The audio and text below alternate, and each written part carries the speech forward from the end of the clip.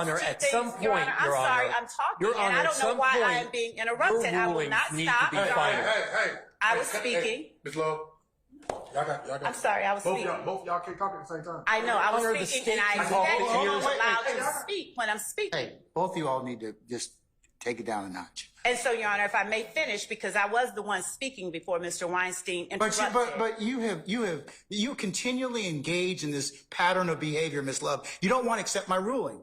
Your Honor, and I know you're being an advocate, but at some point, stop. Just stop. Man, it was chaos in that court today. If you didn't watch it live and I just told you without videotape, you would have had to believe I was lying. I apologize for interrupting the state earlier, but the state can talk the ears off a donkey. This continued filibustering has got to stop so that opposing counsel can speak. Your rulings at some point have got to be final, Your Honor. Whether you hear from Detective Thorpe or not is irrelevant. He requested his lawyer. He invoked his right to not speak anymore. And I don't care what schmoozing Detective Thorpe did out at the Sally Port, taking my client off camera. I don't know what went on down there. I don't know what self-serving, well, I have some idea. I don't know what self-serving statement Detective Thorpe could possibly give to this court that would cause the court to change their order. I don't have a note or a summary or a writing that Mr. Bean was interviewed at the jail, at the detention center after Ms. Love told this honorable court total misrepresentations. I don't know. I assume that she had a good faith belief because that's just what I do with lawyers. But she attacks me like I'm out of my mind when this is in the discovery. This is all, she knows this. And then I'm giving C&D, which is clearly going to come out before your court, because if the state doesn't call the investigator, I'm calling Investigator Lewis. Because this is what I would say is corruption. Because I don't see this often. Do we know why one statement is incomplete and the other one is? And why I have no recording. And why I only have this on the 17th day of September. And why Detective Calhoun's is all in recording and a report on that day. And why is it that Adrian Bean tells Detective Quinn, when I first spoke to the detectives, I lied to them about Fred Prethro driving. And why is Adrian Bean telling me, yeah, the police wanted young thug, Jeffrey Williams, whatever the words are, involved in this case? And why is it that Adrian Bean is on a jail call with his wife? It's the next day. It's September 12th of 2013.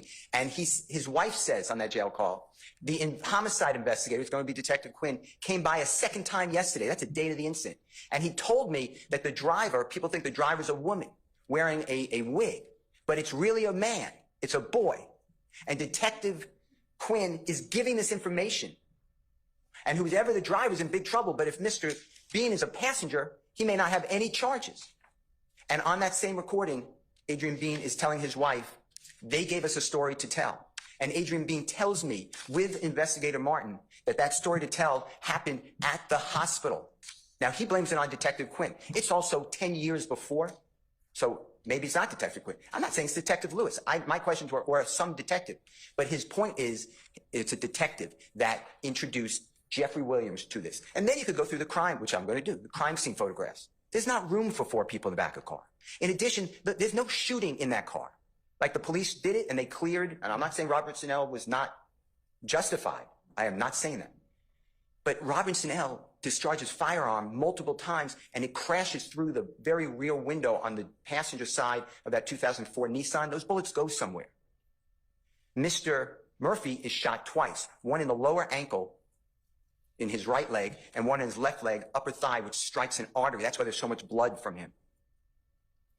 Fred Plethro is shot through the headrest. Now just imagine a 6'3" young man sitting in the ways of those bullets. They can't get around him. There is no one else in the car. And the state is blaming me for this. This is outrageous. And I can ask every single question the way I ask it, and I ask it properly. And Adrian Bean, for all that he's worth, the jury makes a determination. And the jury makes a determination. And what Ms. Love is trying to do is obstruct the truth from coming out, because she knows all this. That's why last time I was a fibber for telling the court that he went to Brady Hospital. When she realizes it's patently true, Now I'm a fibber because no one spoke with him, and I'm just supposed to believe that these officers took him down and they had him on wraps and no one spoke with Adrian Bean. I apologize to the court. That's also a jury. Juries make those determinations. In addition to that, this case should be dismissed. This is outrageous. I'm going to do that once I get it into evidence before the court, but I'll do it now since it came up and Miss Love is attacking me. And this evidence is wrong. I also ask continuously for all these videos. I don't get it. And then months later, I'm getting a video on the shooting at the movie theater, which I know you don't know about yet, but it's about Christmas. Hey, yo, you. Can you subscribe and turn on that bell too? Because when you do, you're helping unbiased, independent news. Out, Your Honor. He did it. There's a total of 28 times where he does something like that. Literally, he says, "Do you remember explaining that that what you were referring to is at the hospital, that the police were telling us to lie, put thug in it when you talked to Detective Lewis?" Okay, but that's So when he says, "Do you remember a thing that there's no evidence took place," he is asserting that, one, it took place, and then asking the witness improperly in front of the jury. Did he ever talk to Detective Lewis? No, that's just what I'm telling you, Your Honor. And then Mr. Steele gets here and says to you all this stuff and still never shows you anything to suggest that Adrian Bean talked to Detective Lewis. Okay. Mr. Steele, you want to respond to that? Because that's critical to me.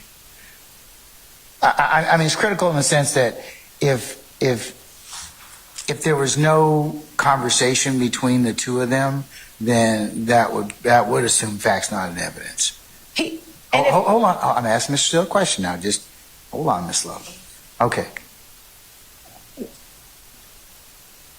Honor, on the recording that you just heard at the beginning, the first couple of minutes, and I don't have the time in front of me, it was not shown on the screen. Mr. Bean said when he spoke with the detectives or the authorities, whatever his words are, at the hospital. That's what he says. Okay, but here's her beef. If you'd have said, "Who'd you talk to?" And he said, "I talked to the detective." Well, was it Detective Lewis? Was it Detective Quinn? Was it Detective whoever? What I think that the question assumes is he did in fact talk to Detective Lewis, and he didn't. I don't know if that's true. Well, I'm not conceding that. Well, I'm going to tell you that I haven't heard anything that would indicate that's truth. Yeah, well, That you have a good faith basis to ask that. You haven't heard anything of who he spoke with. That's my point. That's the point. But you all can't. But you two, neither one of you can proffer that. Judge. It's not proper, Mr. Steele. No. Listen. It's not. It would be a violation before me for you to put that in front of this jury. You're not letting me finish. In the September 17, 2000. You were saying to the court that you have a belief that there is another statement out there. There's not. How could you say that? Because it hasn't been brought up. If it gets brought up, then we'll correct it at that point in time. But right now, I'm going to direct you not to inquire that line. You don't have a basis to do so. Not true. Well, go ahead and make a statement and see what happens. Your Honor, listen.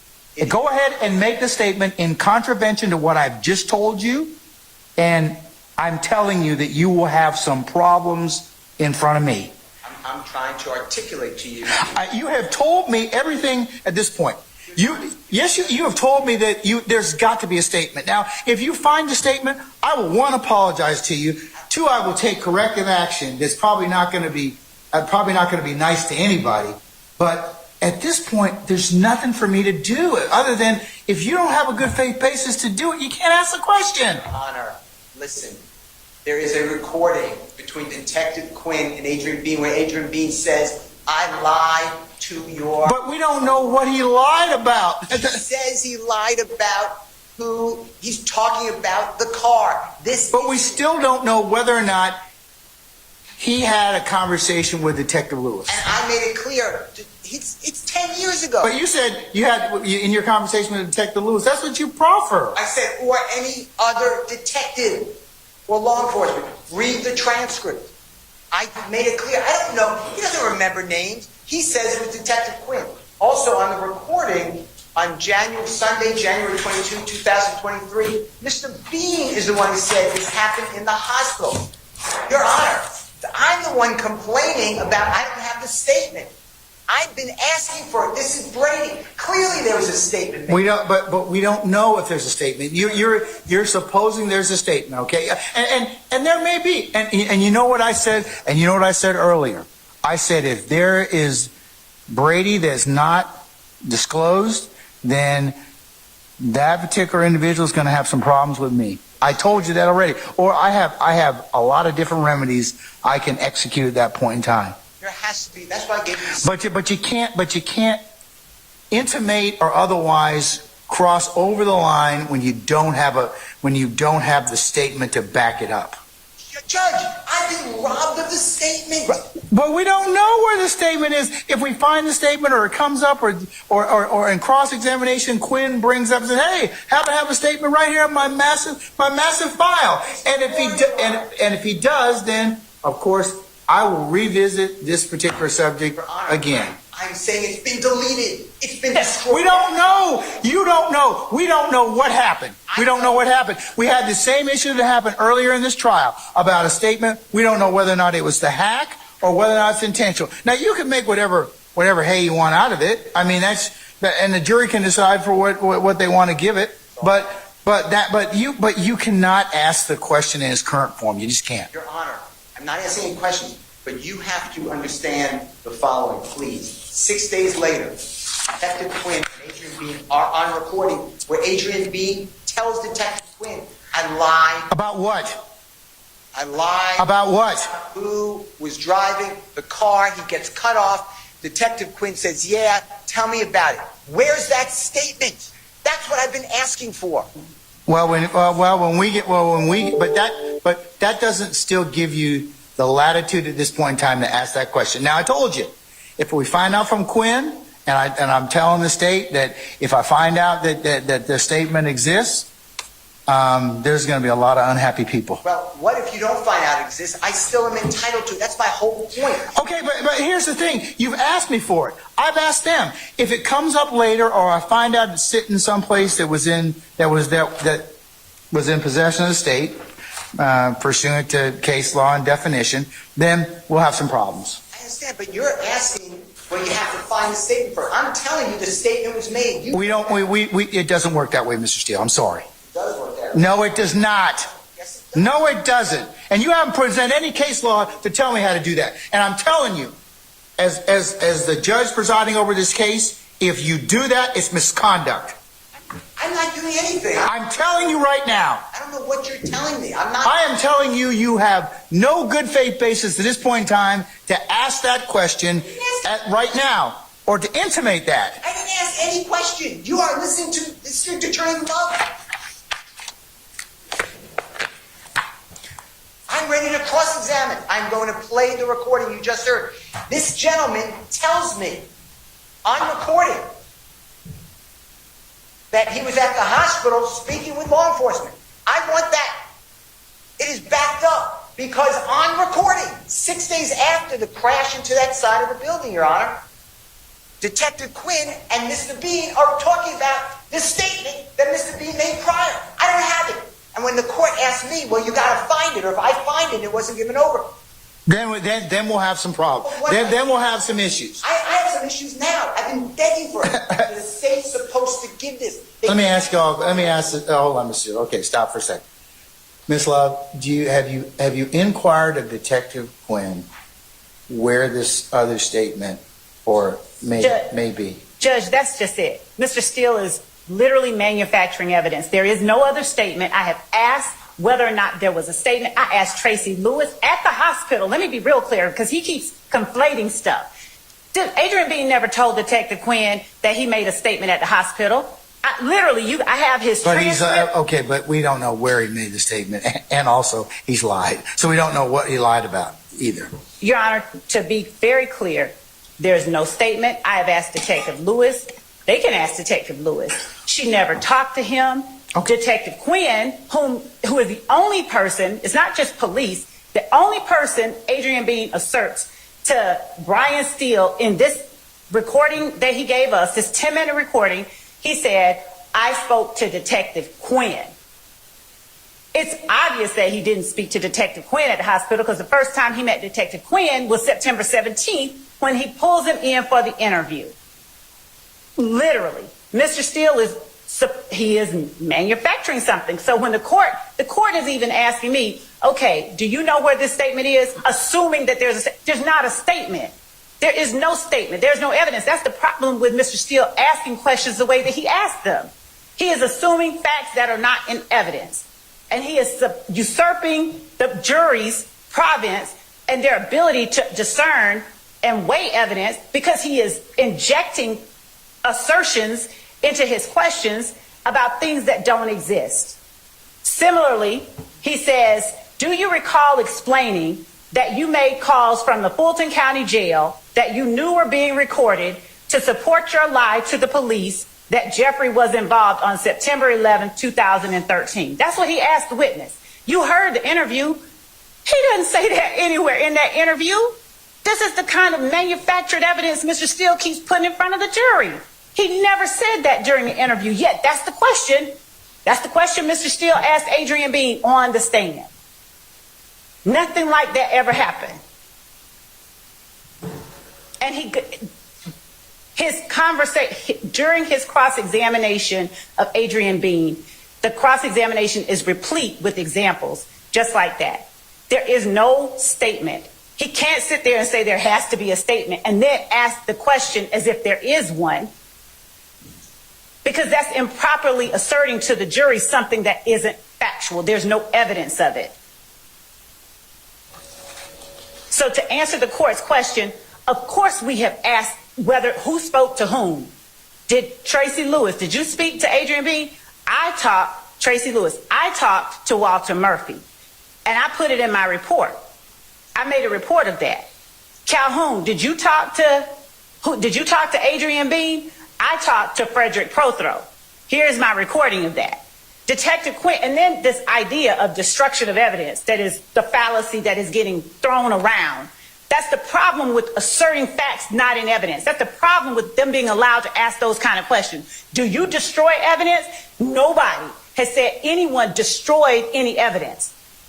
Eduardo Navarro Flores said he heard that Detective Quinn had erased the interview. Well, then why all throughout Detective Quinn's report does he refer to the lie that Eduardo told in the first place? How is that destroying evidence? But they're trying to create a narrative for the jury of things that don't exist, a narrative that somehow the state destroys evidence. There's been no evidence, no suggestion that the state has destroyed any evidence, but they're going to ask it a million times. So that's what Mr. Steele is doing with this whole statement at the hospital.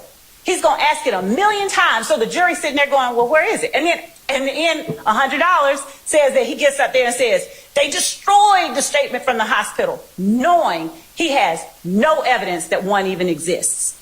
With Detective Lewis, and certainly not Detective Quinn, who is the only person Adrian Bean tells Mr. Steele, at least in the portion of the recorded interview he gave me. I don't know what else he told. I don't know what Mr. Steele told Adrian Bean. But it's obvious that he's leading him through the interview that the court heard. And even being led, Adrian Bean does not let up on his assertion about Detective Quinn. Mr. Steele tries to get him to change it. You mean somebody else, other police, no, just Detective Quinn. So this idea that he has a right to ask questions that assume things that are not in evidence, that he has not put in evidence, that he cannot expect to be put in evidence, is ludicrous. And to assert that the state is trying to hide something because he wants to taint the jury's mind, taint the fact finders with falsehoods, and somehow, I guess that's the way he wins cases. I don't know. But, Your Honor, I'm flabbergasted. The number of times he asked Adrian Bean questions that assumed facts that are not in evidence is just staggering. It's just staggering. I'm simply asking that Mr. Steele be precluded from asking those kind of questions.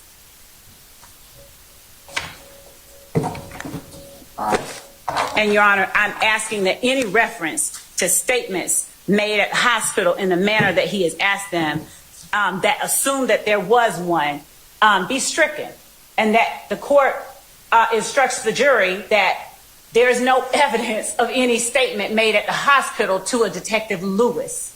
And then let them weigh whether or not a statement was given to Detective Quinn. But that's not the question that Mr. Steele asked.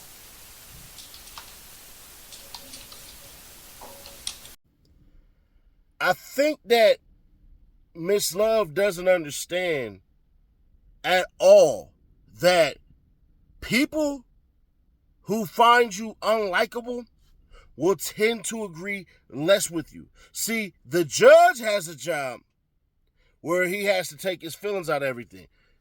That stuff right there is out the window. That man was yelling at everybody today. Well, not everybody, I'm lying. He was yelling at Miss Love, and he was yelling at Brian Steele. And I gotta apologize to Brian Steele.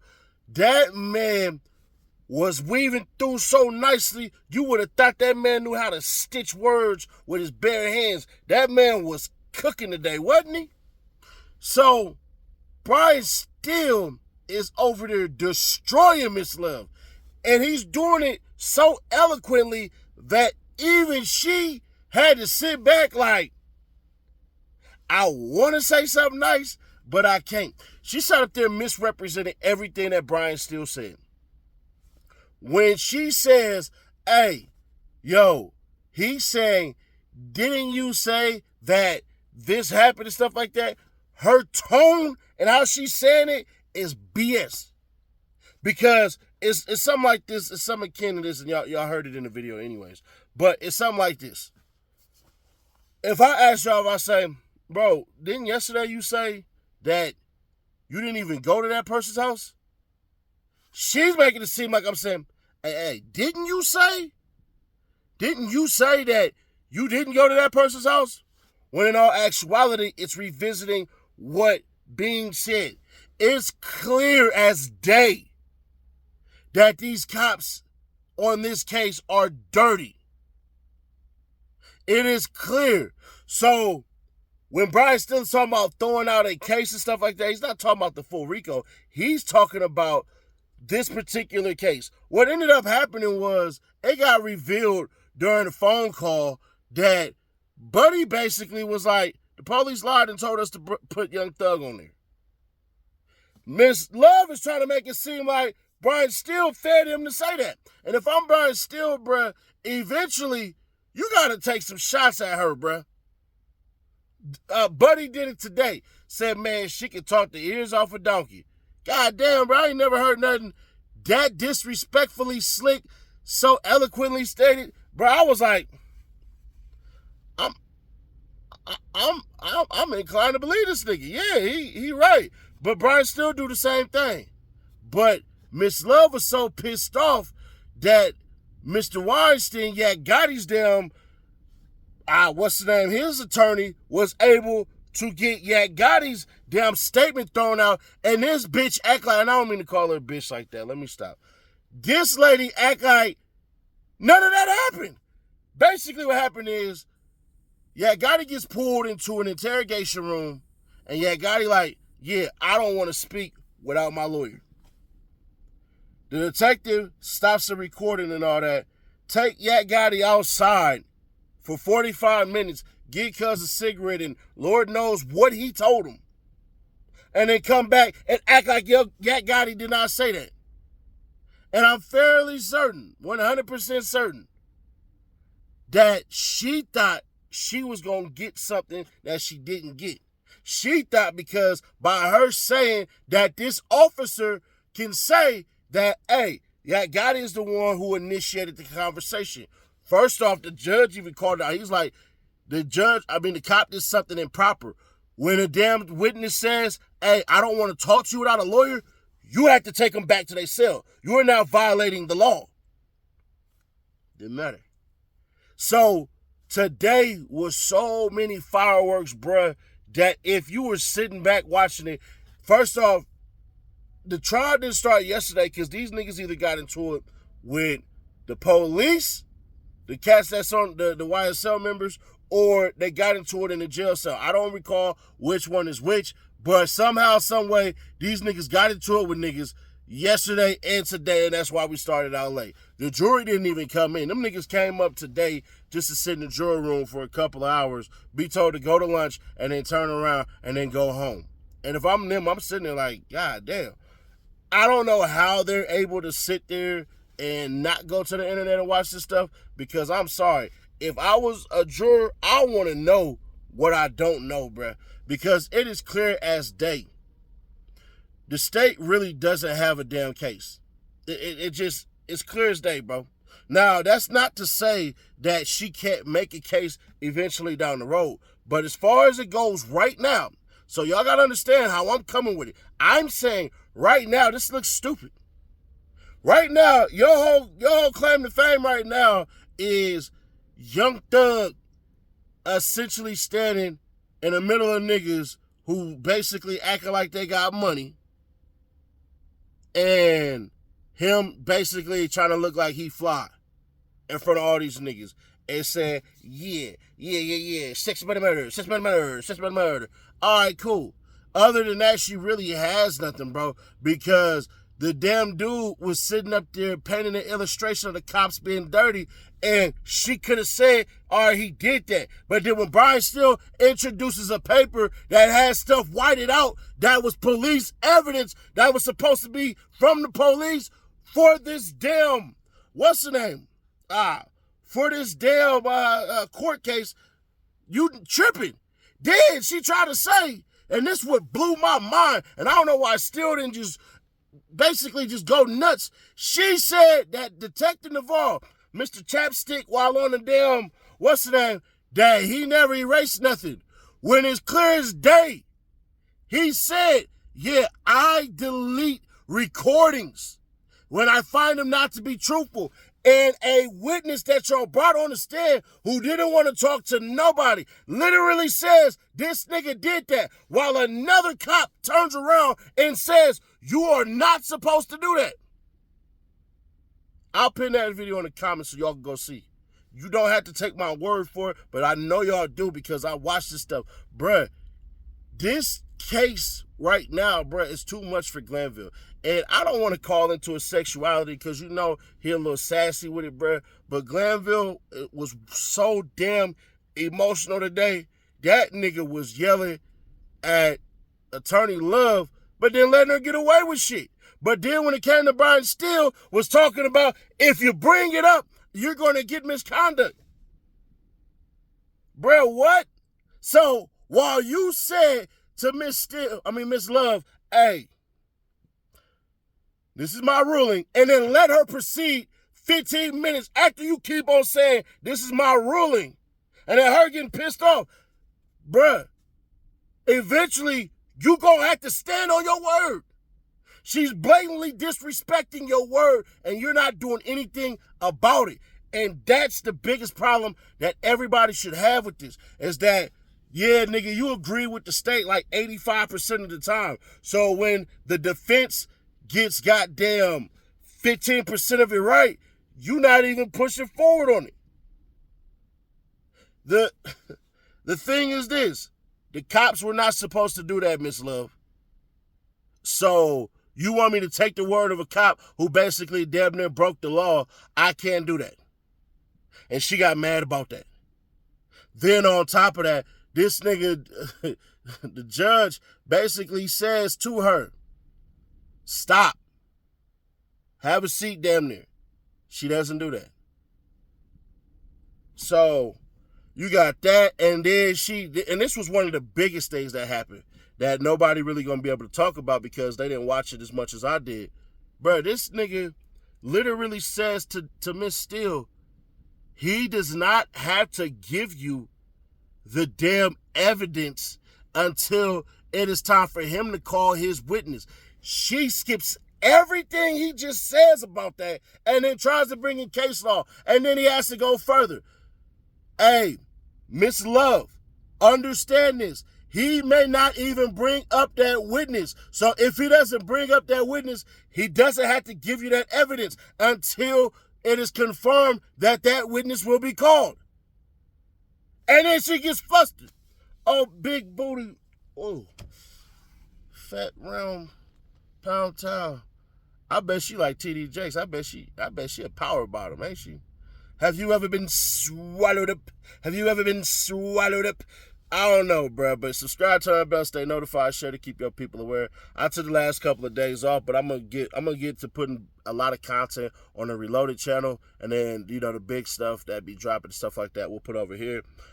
I just hit a funeral and some more stuff like that. I'm not asking for y'all to even give a damn about it at all, because honestly, I don't care for people's sympathy or anything like that.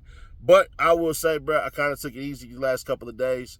It's a lot when you're doing this YouTube stuff mentally. So, hey, I'm not asking for anything, because I did tell you I do this daily, baby, and we will be getting back to doing this stuff daily. No matter what, I will be putting something out for y'all. So, share to keep your people aware, subscribe to the bell, stay notified, and I'll catch you on the next one.